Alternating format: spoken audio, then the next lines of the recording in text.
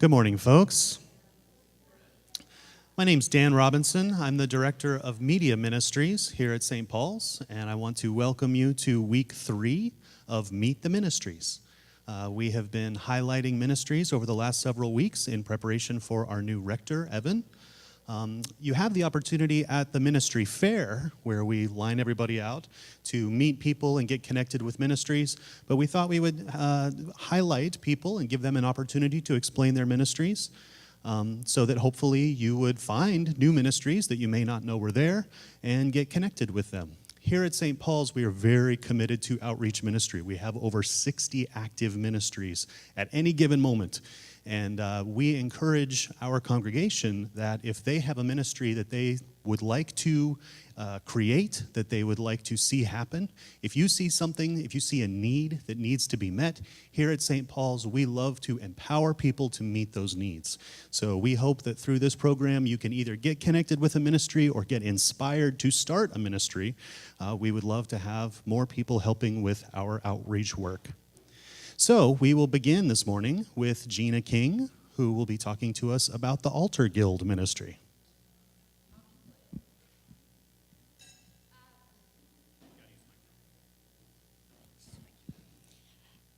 Hi, I'm Gina King, and I'm the Altar Guild Director here at St. Paul's, and we call ourselves the Holy Housekeepers. And what we do is, yes. Oh, okay. We are hidden. You don't even know we exist, probably. But when you come into church, the first thing you usually do is you sit down in the pew and you look at the altar. And you see you see that the altar's set up with the chalices, and we have everything ready to go for our service. And we come in on Saturdays, and usually about 9:30 or 10, and it takes about 45 minutes to set up the church for Sunday. And the other thing that we also do the funerals, we do weddings. So again, like I said, we are behind the scenes. We set up the chalice, we get the chasuble, which is what the priest wears when he does communion. We make sure that the chalices and patens are on the credence table, which is kind of our extra chalices that we can use. But we can always use people too, because we're always looking for somebody to help us with Altar Guild. And if you like to do something at St. Paul's, but you really don't want to be visible, it's a good ministry, and I recommend it. And you learn everything there is to know about the church. Now we've got a new priest coming in, so we'll all be learning something else, because when we had Dennis come, we also changed. So we kind of do what the priest wants us to do. But if anybody's interested, let me know. Gina King. I'm usually here for community meals and caring friends. So, does anybody have any questions? Yes.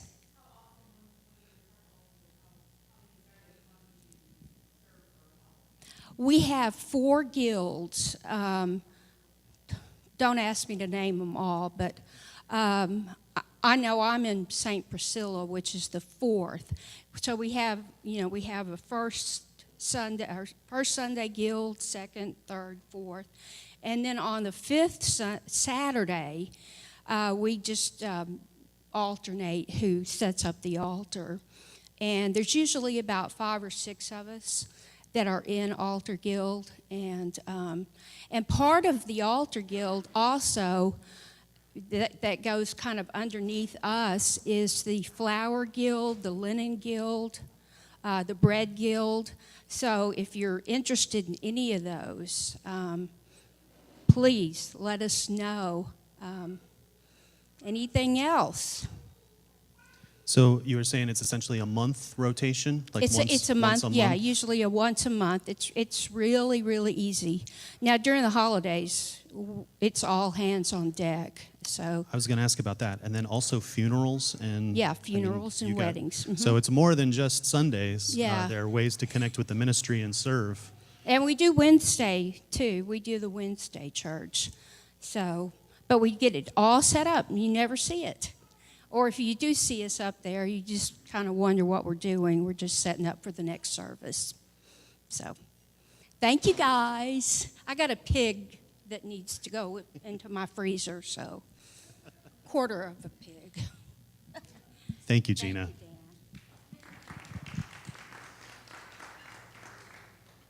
So if you're interested in decorating, in flowers, in being behind the scenes, that's a great opportunity. There are people who like ministries that are out in front, and there are people who like ministries who are behind the scenes, and that seems like a really wonderful opportunity to essentially be the stage manager of the Eucharist show.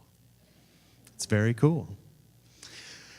So up next we have Kay Bernard, who will be talking to us about servant leadership.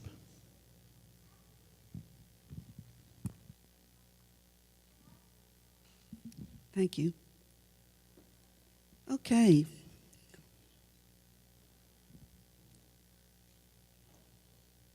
Dan, you got it back? Okay. Thank you.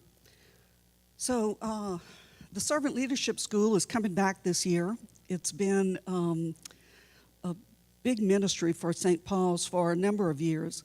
For 9 years in a row, we started it in 2006 here after we went to a conference in Atlanta, Georgia, an Episcopal conference where we found out about the Servant Leadership School of Greensboro, North Carolina. They had been, and are now, 30 years in the making of this curriculum that we use here at St. Paul's. So this is a time-tested, true program that we get to offer here for everyone.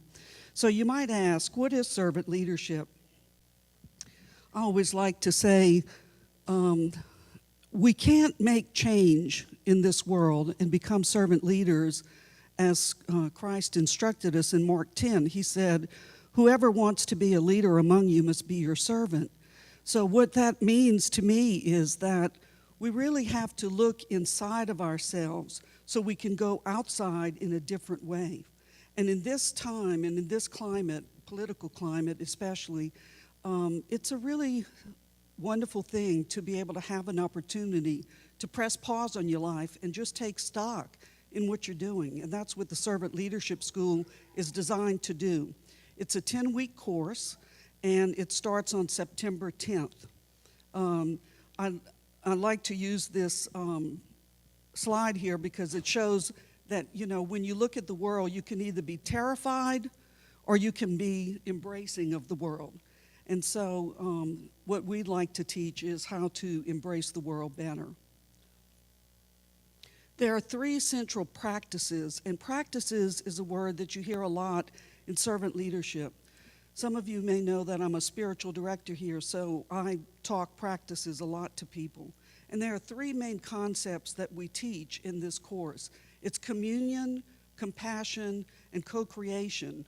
And so it's different ways. That's how we become different people, is by using practices in our lives, mindfulness practices, other practices that we learn in this school to help us think differently. And if we think differently, then sometimes we behave differently. So the traditional leadership model is, as we know, very hierarchical, which means that the power is always at the top. In servant leadership, we like to look at it as an inverted pyramid. So basically, in this slide, you'll see that customers are always on the top of a company, let's say. The CEO is always on the bottom. You can ask, well, how would that run? Well, it runs very well. And one of the slides I removed from this presentation this morning was all of the Fortune 500 companies that use servant leadership as a model now, and it's become more and more prevalent through the years. It was really, the phrase was coined in the 70s by an AT&T executive named Robert Greenleaf, who thought, you know, there's got to be a different way to run this company. He was running AT&T, and he said, I'm just gonna do it entirely different. He turned the pyramid upside down, and it worked. So we hope that people get to embrace this concept and really live by it. So one of the things that we really teach, and this theme carries throughout the 10 weeks, is the world tells us to look at the 3 P's, which are what you see up on the left there. Power, prestige, and possessions. That's what we are in our culture. That's what we're trained to look at, is power and prestige and having things. We can't get enough sometimes. And what we try to do through using this inverted pyramid model and this inner journey outwards is really move forward with the 3 C's again: communion, compassion, and co-creation. And there's whole segments of our course. There's 3 different weeks that cover these in detail. Communion, what does that mean? Compassion, what does that mean? How do we do it? Co-creation, how do we co-create with God so that we don't get stuck in our ruts? So the structure that we have in these 10-week classes, it's held right in this parish hall, and we use these round tables. And we do that because we're trying to build community.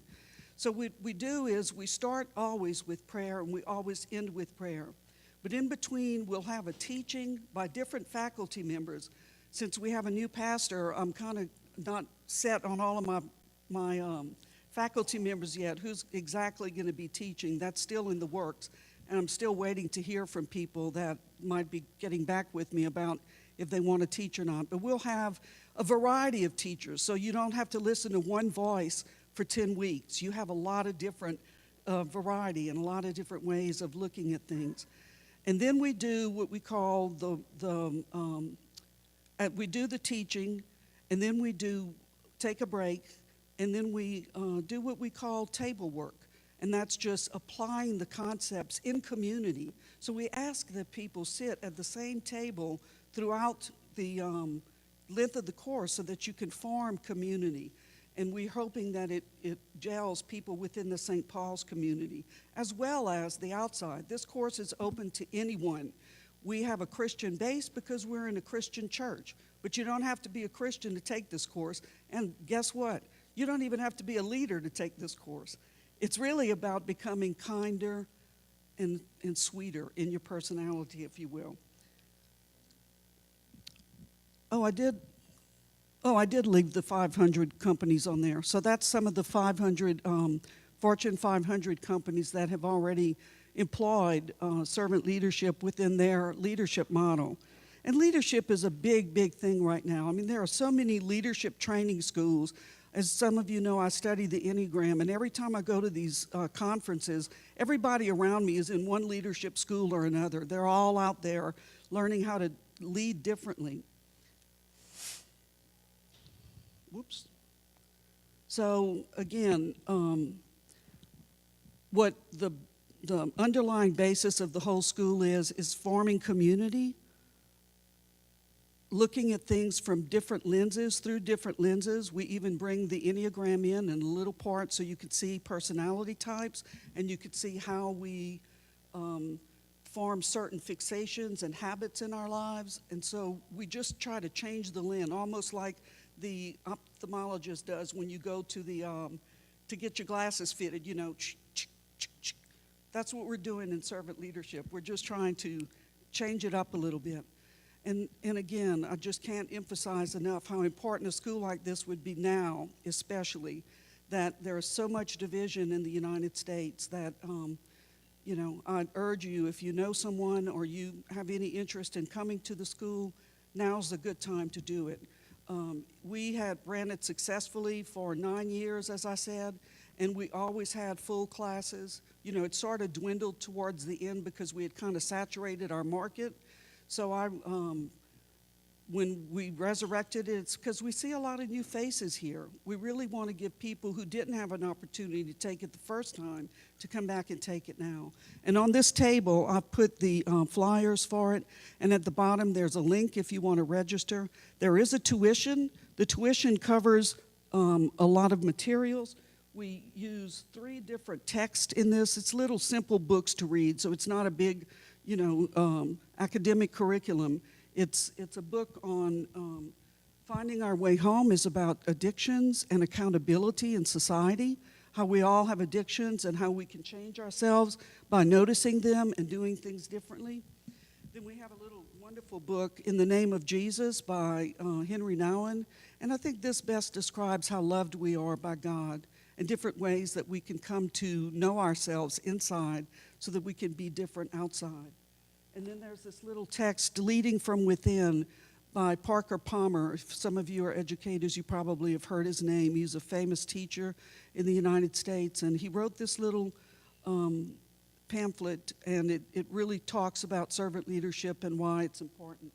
And then there's this 10-week, 3-ring binder, 10-week curriculum that we have. So you get a lot for the tuition. And if some of you need scholarships, we don't want to limit it to anybody. All you have to do is call me, and we'll talk about your need and help you get in if you can't afford the tuition. We don't want to leave anyone out because we are we're teaching inclusiveness in the school.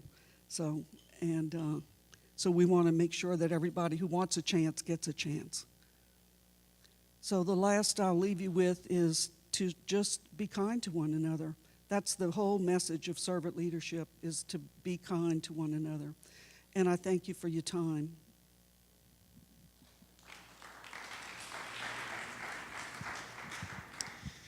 So is there anything that your ministry might need from the community? Is there any way that the community can help support servant leadership? I think the way that the community can support servant leadership is tell people about this. This is a really important class. It has done a lot for the people who have taken it. I wish I could have some of them line up right here and give you testimonials now, because some people have come to me in the community years later and said, you have no idea how this changed my frame of reference. And we talk a lot in the course about shifting paradigms. And so that's what happened to some people. And so that's the way they could help, is just let people know about it. And please sign up if you want to take a really good course that has a lot of good credentials behind it and some wonderful faculty. There's 2 of our faculty members sitting at the back table, Suzanne and Elliot. And so we appreciate if you would let people know. So if you're in a leadership role of some sort and would like a fresh perspective on it, this can give you a whole new perspective. Absolutely. And if you're not in a leadership role, you can also get a fresh perspective. And that's valuable. And very it valuable. is, because we lead in some way in our lives. Even, I think it's really good for parents. Parents have taken it and then come to me and say, oh my gosh, it kind of awakened something for me about being a parent that kind of shifted for me in the way that I approach things. So it's for everybody. Any questions? Oh, Suzanne has a comment.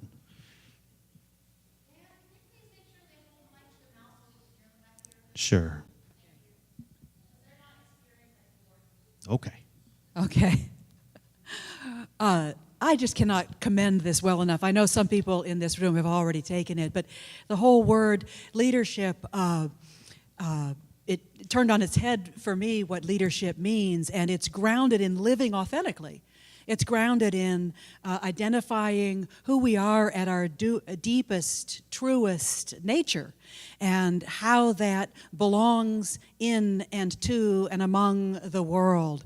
So it's a matter of learning our own gifts and also being aware of our own limitations, because that's another way we plug into and need community. It's not all about giving, it's about learning where we plug in, how we need others, as well as what we have to offer others. So the work is consistently about coming to know oneself. And there are marvelous lectures and lessons that sort of get us outside of who it is we think we are. If you've heard Chuck preach today, it's related, that allow us to identify ourselves a little bit differently and become even more who God has given us to be. And in that is the natural form of leadership. We have gifts that we've been given to grow into and to share with others. It's a marvelous class. I commend it. Thank you, Suzanne. So next we have Jane to talk to us about the CPC used book sale. Yeah. So I help to put together the book sale every year at church. We usually try to have it in January or February, and it's a lot of fun. And it's a really quick, easy ministry that you can be a part of, and then it's over and done in just a few weeks. We start taking donations maybe 2 weeks before the book sale, and then the night before the book sale, gather and kind of set everything up. And then the book sale is only 2 days long, so it's really easy. I usually do most of the advertising for it, so I don't really need any help with that. But we do need help setting up. That's the big thing. There's tons of books that we get. This year we had not as many, and then I got the flu after the first day, and so it was the day that we had that heavy snow, the big snow on the weekend, and it was just kind of eh. So usually, though, we have tons and tons of books. Lots of people come in, and I love it because it allows me to share a love of reading with people. The books are affordable. We only charge $1 for hardbacks and 50 cents for paperbacks, and there's all kinds of books. And part of the fun of it is actually just going through the books. There's some really funny, our congregation generally is pretty well educated and very book heavy. They read a lot. And so we get a ton of different types of books donated. And it's really fun to go through them and see what kinds of treasures lie in there. And that's another thing that's really fun about being involved in this ministry is that you get to look at the books first and go through them. And I every year end up spending a lot more than I'd like to admit on books. And then I read most of them, but not all of them. I'm kind of a book miser at this point in my life. But there's just a lot of interesting things. You have books. We have a lot of nonfiction books. We have a lot of spiritual books. We have a lot of fiction books. And I've been really trying to up our game on the young adult and children's books. So the last few years, we've had quite a few of those as well. And the money goes to the church periodical club.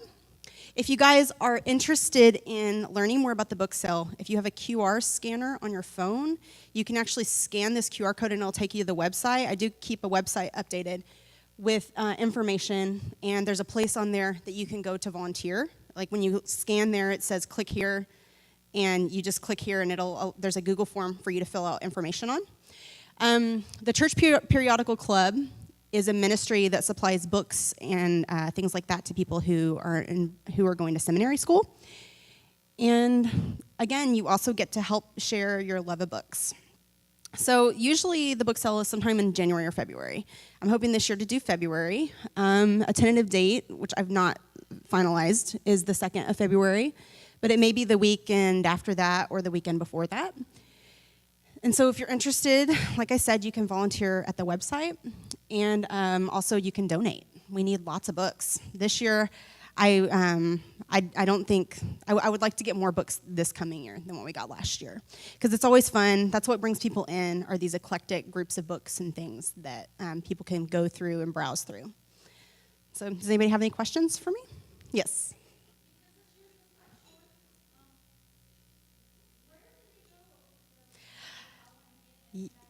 Yeah, so this year, actually, somebody came in on Saturday and offered to pick them all up and just take them. Usually we donate them to the library when we're finished, because there's no place to store them. We can't keep them.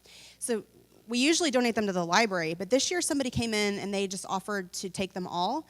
And since I was sick, I was like, yes. I had the flu, so I have no idea. I'm sorry. I didn't even get his name. I didn't even know for sure that he came. I had to call up here and ask and make sure, because the flu, man, it just knocked me down. So anyways, I don't really know who it was, but I'm assuming they probably will ask again next year. And I mean, it was really easy, because the last few years, my husband and I've had to load them onto a trailer and like move them out. And it's kind of a lot of work, and they took care of all of that. So I'm not sure where it went, though. I'm sorry. I don't know. Uh-huh.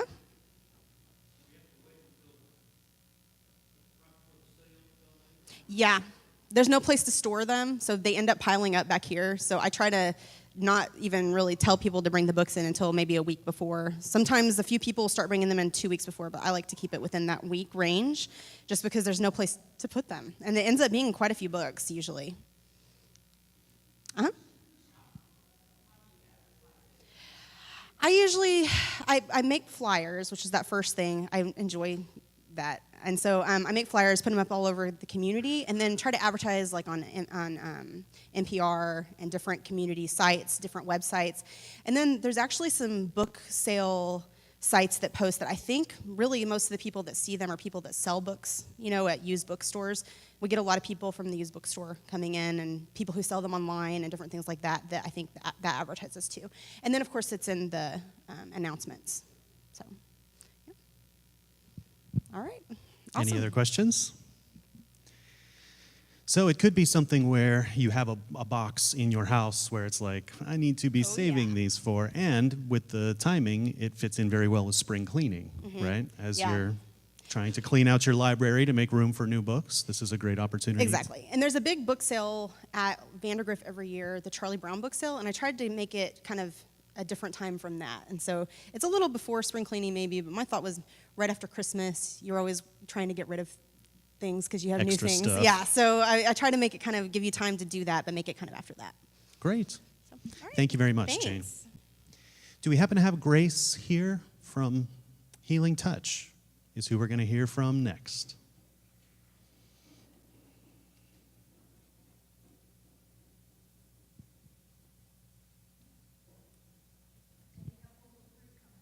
Oh, wow. Great.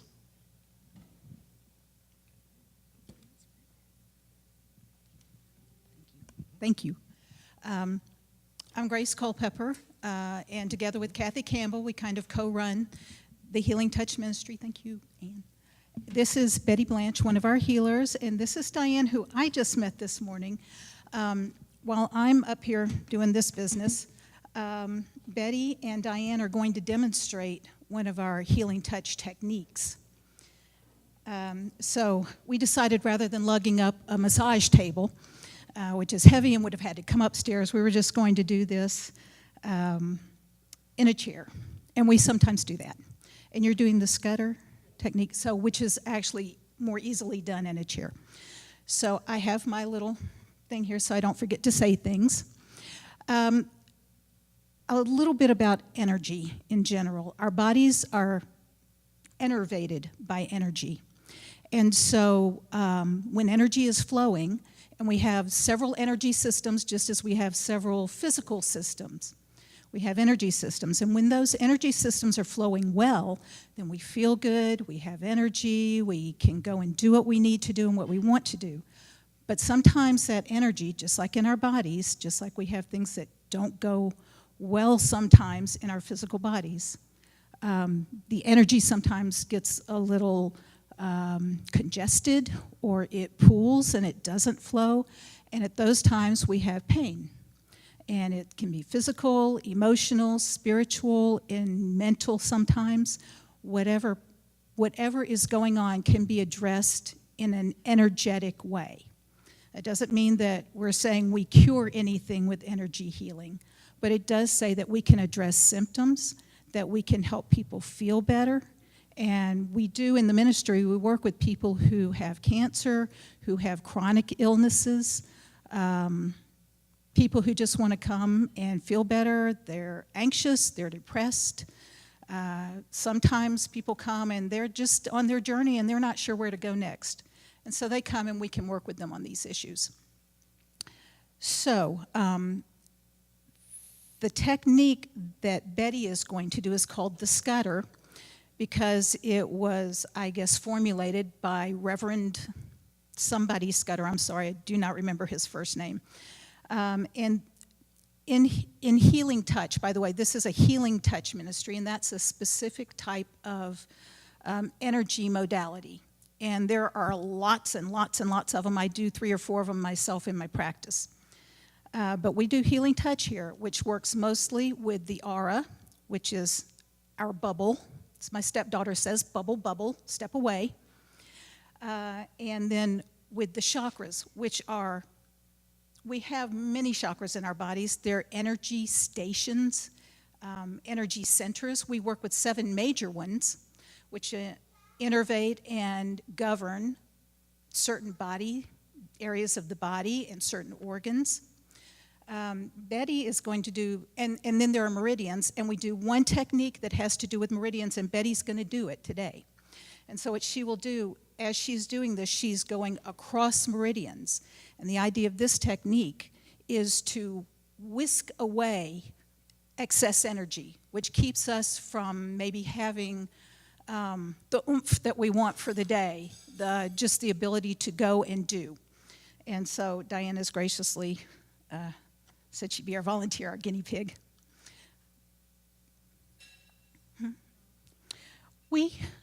This is first and foremost a prayer ministry. And the way that we show the prayer, the way that we work the prayer is through the energy work that we do. But this is a prayer ministry. So we have a little set of prayers that we do. And so I'm going to read this really quick. It's not very long.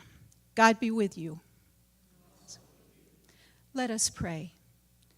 Jesus, our healer, you have taught us that where 2 or 3 are gathered in your name, you are present with them.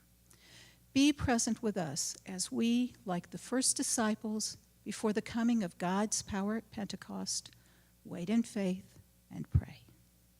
Amen. Be with us, Holy Spirit. Nothing can separate us from your love. Be with us as of old. Fill us with your power. Direct all our thoughts to your goodness. Be present, Holy Spirit. Bring faith and healing and peace. And then when there's 2 or more of us, and there's usually at least 2 healers, we will come with both hands and we will attune with one another. Okay. And then we attune with our clients when we touch them. And so we do that and we say, the Lord is here when we feel that we've connected. The Lord is here. God's Spirit is with us. Betty's been away. She hasn't done this in a while. And then we would address the client. We would say, Diane, in the name of God Most High, we lay our hands upon you. Receive Christ's healing touch to make you whole in body, mind, and spirit. The power of God strengthen you. The love of God dwell in you and give you peace. Amen. And then when we would begin whatever interventions that we've determined we need to do based on what the client has told us. Okay, go ahead. So they're just going to work quietly over to the side. Sorry. One of the first things we do is we ask the client if we can touch them. Generally, it's a touching. Yes, sir. Closer? Okay. You can touch the client, or if they prefer not to be touched, it can be an off-the-body technique also. Thank you.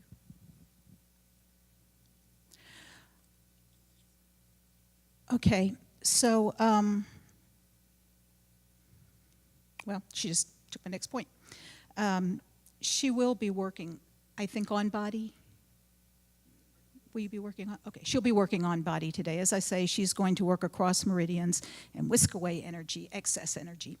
And we find that people who are fatigued, this really gives them a little boost for the day, so it's a great thing to do in the middle of the afternoon.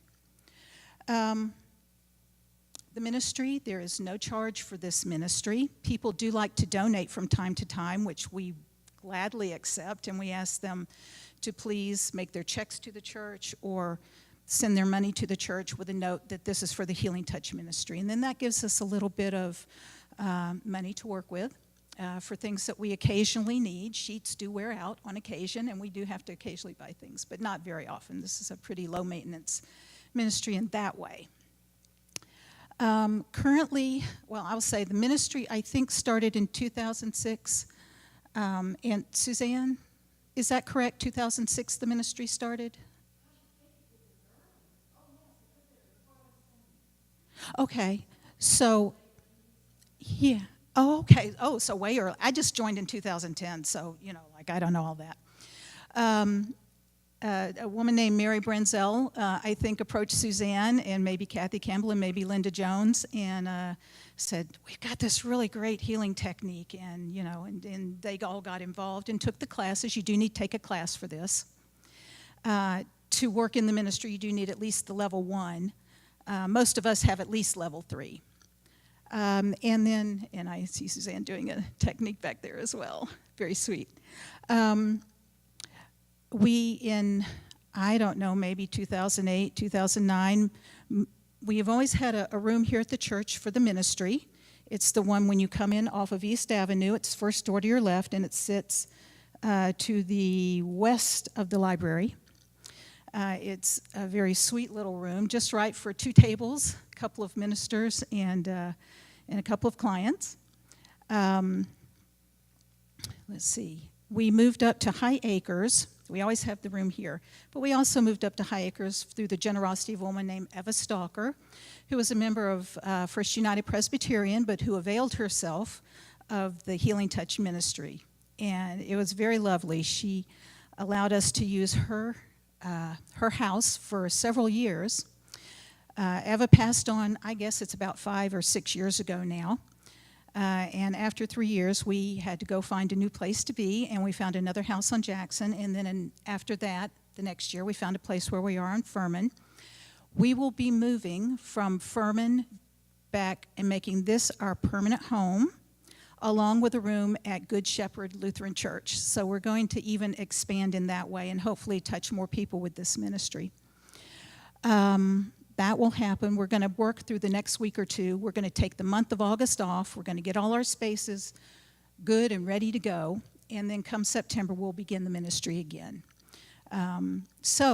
This week, we have a time on Tuesday at 4 o'clock. We have a session available. And on Friday morning at 11, we have 2 sessions available.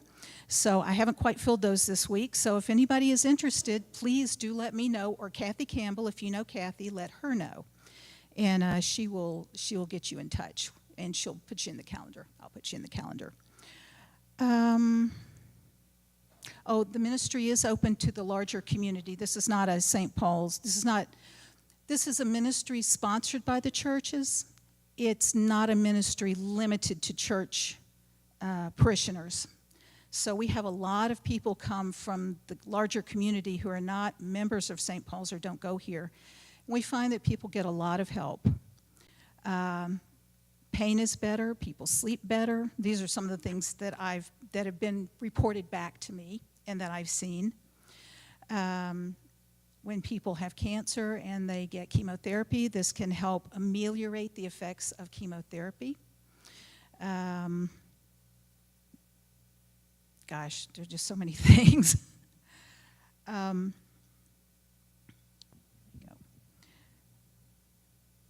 So yeah, I think that's kind of everything about the ministry.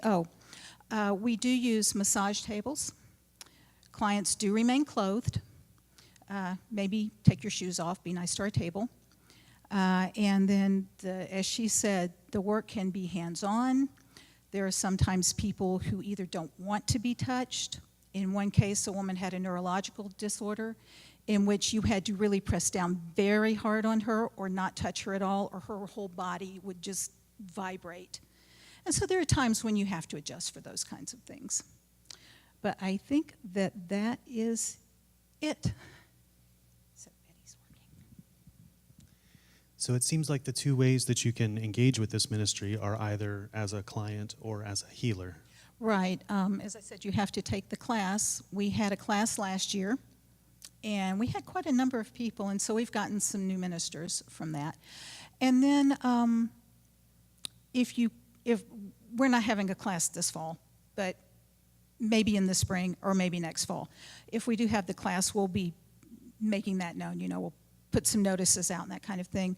As I say, all you really have to do is have level 1 to do this, and a lot of people go on and take 2 and 3. If you're going to go beyond that, it's because you want to practice and you want to charge people money and work outside the ministry. Other than that, I don't think it's worth it to go pay the money and do it. I do. You do? I think it's worth it to pay the money and do it, and I'll tell you why.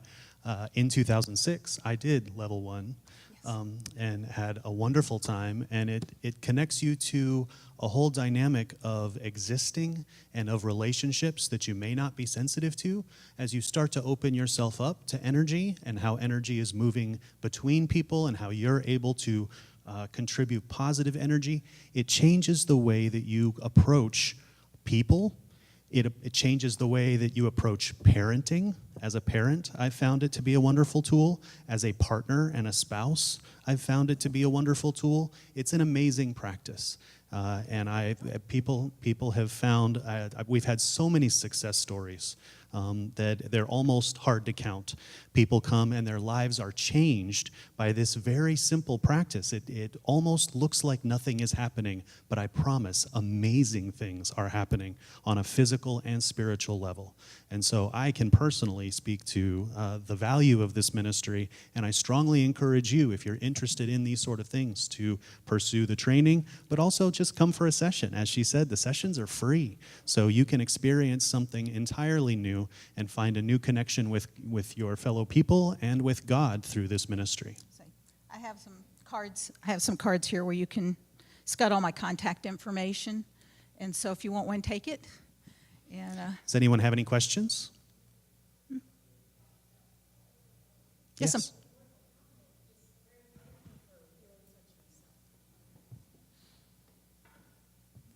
I think I've been receiving healing touch through the church and through Suzanne for over 10 years, and I'm very, very grateful. One of the best case scenarios, other than I receive it every other week, and I'm so grateful. As I said, it really centers me. It helps me medically and mentally to remain centered, and I haven't taken any painkillers with fibromyalgia for over 10 years, so that is a huge statement in itself.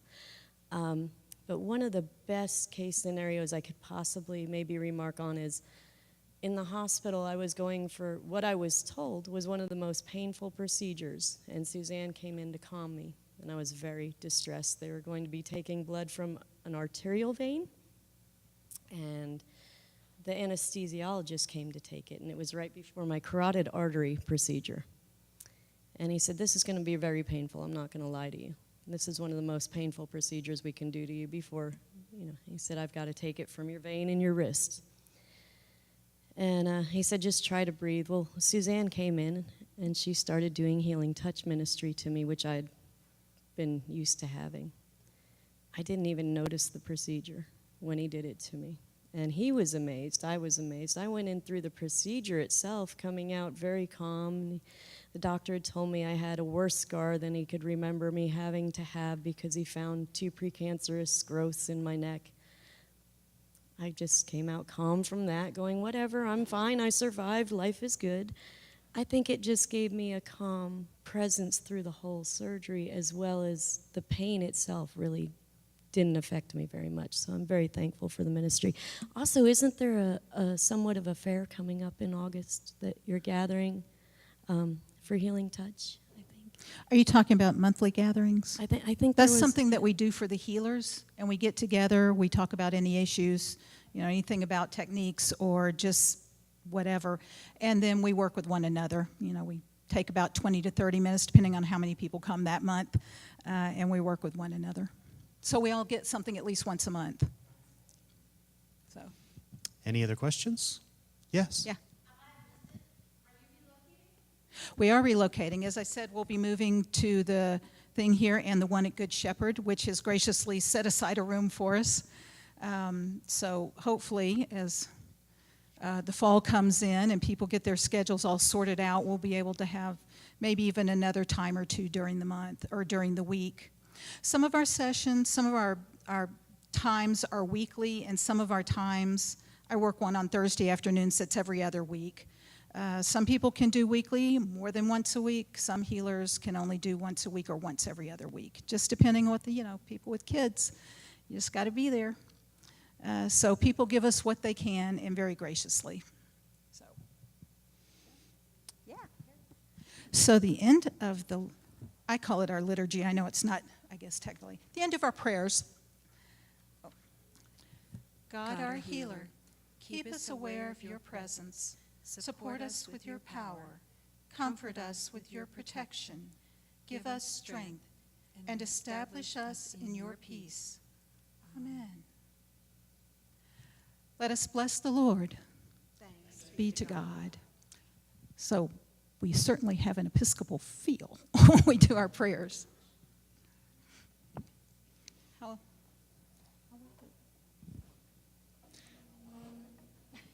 She says it was wonderful and she doesn't want to move. Yeah. And it's a gift for the recipient, but it's also a gift for the healer. When you're Thank you, in Betty. both roles, you're able to experience amazing things. So that was our fourth ministry. Thank you very much. Thank you for demonstrating and for being a part of this. Thank you for your work. We really appreciate it. So thank you very much for being here. We will highlight 4 more ministries next week as we continue this series. So thank you very much, and enjoy the rest of your morning.